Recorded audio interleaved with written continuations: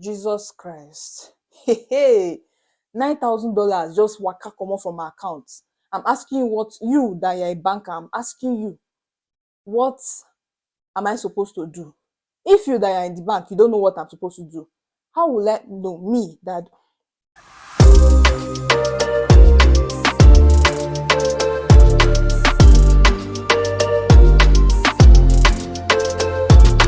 I went to check my bank app and I'm seeing $8,910. Like, do you know the way you clean your eye? You're like, it's not you. It's not you that this thing is happening to. So I cleaned my eyes. I was like, I don't understand. I logged out of the app, opened it again. It was still the same thing. So I was like, what's this?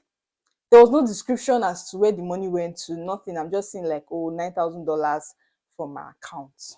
Hey, first person I called, of course, my mother that I refused to listen to earlier. I called her and I was like, oh, I was just crying. Like, and then she was like, why don't you just go to the bank? Mind you, me, I totally forgot that it was Sunday. I'd already prepared the speech I was going to give, like the anger speech and everything. I had already prepared it in my head. And I was going to work that day. So I didn't even have breakfast. I just carried myself, put on my clothes, and I was just marching to the bank. I'd never even checked the day, whether the bank is open on Sunday. I didn't check. I was just marching to the bank. $9,000 now, your mate. I was just marching to the bank.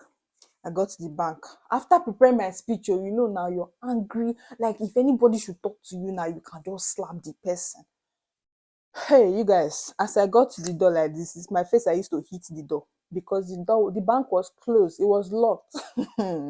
Trust me, the cry increased. I said, God. That was when I saw the bank door that old Sundays there because I was like, today is Sunday. I did not think it in my head. I was so angry. The speech that I prepared, I could not even say it again because who is even there to listen to me? So I just quietly carried myself to the bus station. I was just crying at the bus station, crying and crying and crying and crying and crying. I finally went to work, and that day I just had to make myself happy so I can actually work because I can pour the anger on my colleague and it will not be funny. So I decided to just make myself happy. So on Monday, early morning like this, I went to the bank because the bank here opens by like I think 9:30. So by that 9:30 gone, I was already at the bank waiting for the door to open. When I got into the bank, they said, "Oh, you have to bring your documents." I had to go back to my house to bring my documents, and on top of my own account again that my name is there, I have to bring documents. I said, okay, so I brought my documents, and then they started the whole process again.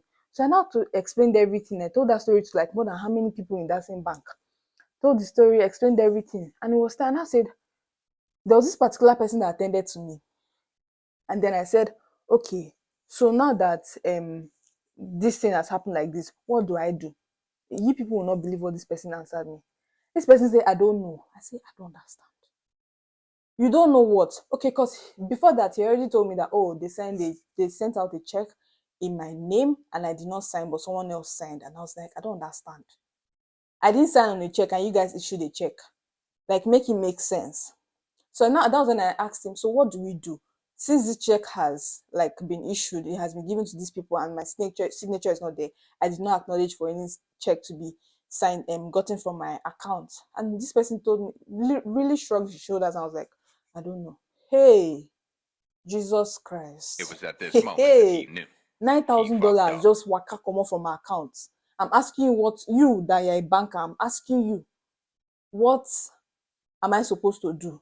If you that are in the bank, you don't know what I'm supposed to do, how will I know, me, that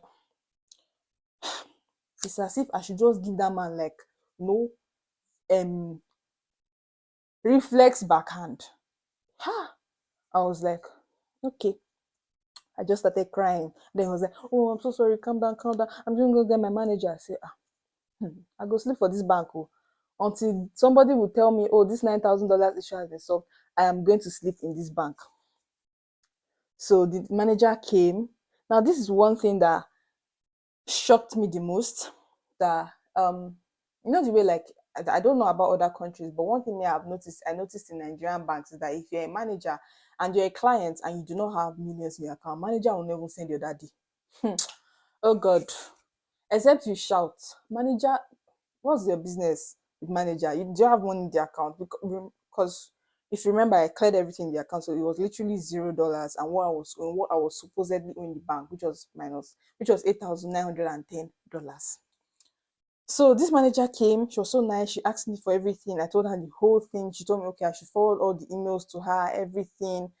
And she was just so, it was as if I had, the way she treated me, like somebody that had millions of dollars in the account. Oh.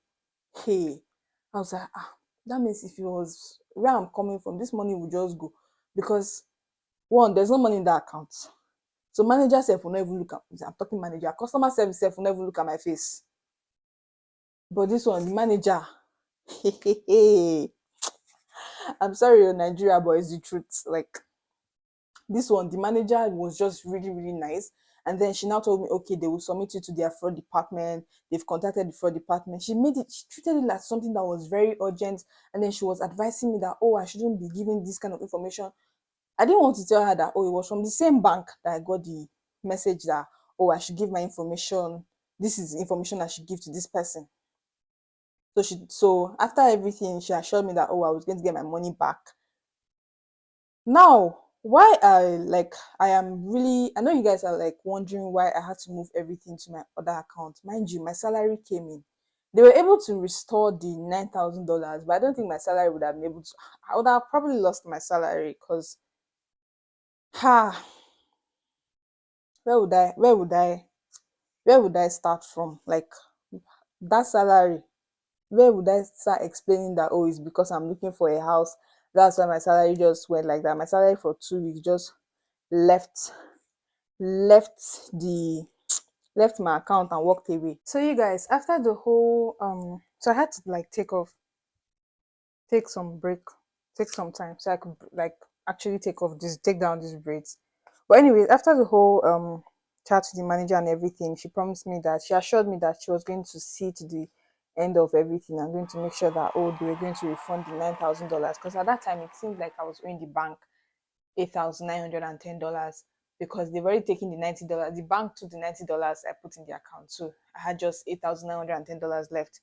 So she assured me that I was going to get my $90 back, and then they were going to like settle everything. Mind you, when all of this was happening, it still had not entered though that they have scammed you. It didn't enter.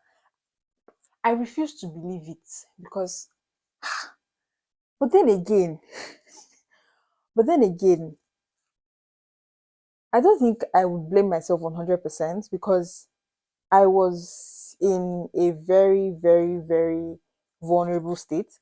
I was desperate. Let me put it that way. I was very, very desperate at that time. I really needed to move out of, like, when you need something, you cannot do it. You need it. That was how I felt. So I didn't really beat myself so bad that, oh, you because of this now you've been scammed and everything. No, maybe because I got the money back, I was able to get the money back. But like I still do not believe. Even when my mother told me that, oh, that means they've scammed you. I said, no, they've not scammed. Imagine. She said, they've scammed you. I said, no, they've not scammed me. I was still believing that, oh, they've not scammed me. I was still like, in my head, oh, I was like, oh, they haven't scammed me and stuff like that. But yeah, that was how I got scammed of $9,000, like barely 6, 7 months after I arrived in Canada. Yeah, because it was 2021 December or January 2022 that it happened. So like it wasn't a nice experience. At that time it was not funny, but now it's very, very funny. A few things I learned is that I learned from the whole experience is